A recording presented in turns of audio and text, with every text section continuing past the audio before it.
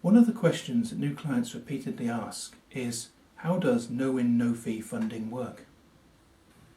Yes, and when answering, it is important first of all to say, this is how it works here at Applebys Clinical and Professional Negligence Department. Not every firm makes the same promises, not every firm runs these agreements the same way. A confusing environment for people who are just shopping around. Yes, there is no doubt that nobody's answer is transferable from firm to firm, and this makes it difficult for people to compare.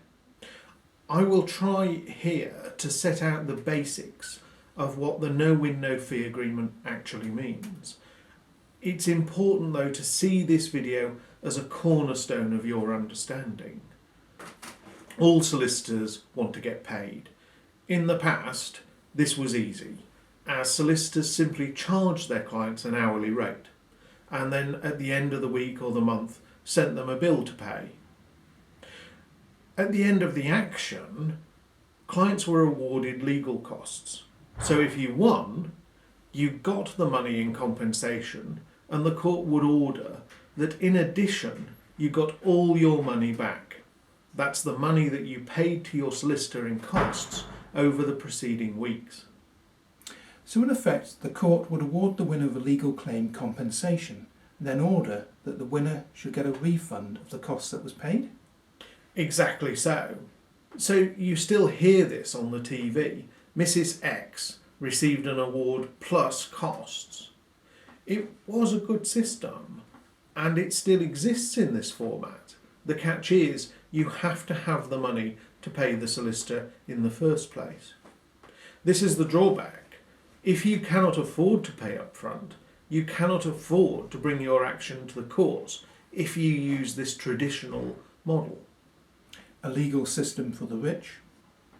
Yes, regrettably, that's exactly the system we used to have.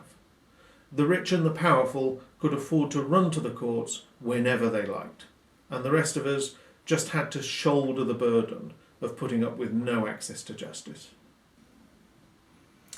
So what happens next?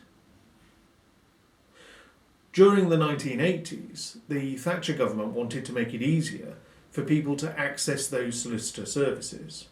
And so the idea was imported from America that we could make the payment of these fees conditional, i.e. the client wouldn't have to pay them weekly or even at all. If the claim won, the defendant would pay all of the accrued charges at the end. If the claim lost, the solicitor agreed not to claim them. So the client makes no payment, but at the end of the claim, the solicitor charges the defendants? Yes, the lawyer takes the risk of not getting paid, and the client gets the legal services without having to pay up front. What if the claim isn't successful? The charges don't apply, the solicitor writes them off. So the client never pays anything?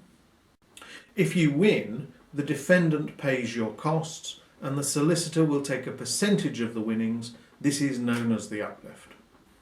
And if you lose? Your solicitor's costs are written off.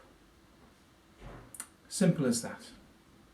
We have other videos, but that is the framework for the no-win, no-fee agreement. Thank you. One last thing. How much does Applebys take at the end of the case, assuming you win?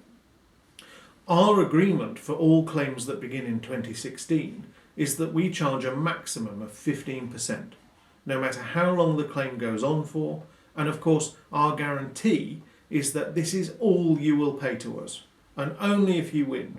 If you lose, you will pay nothing.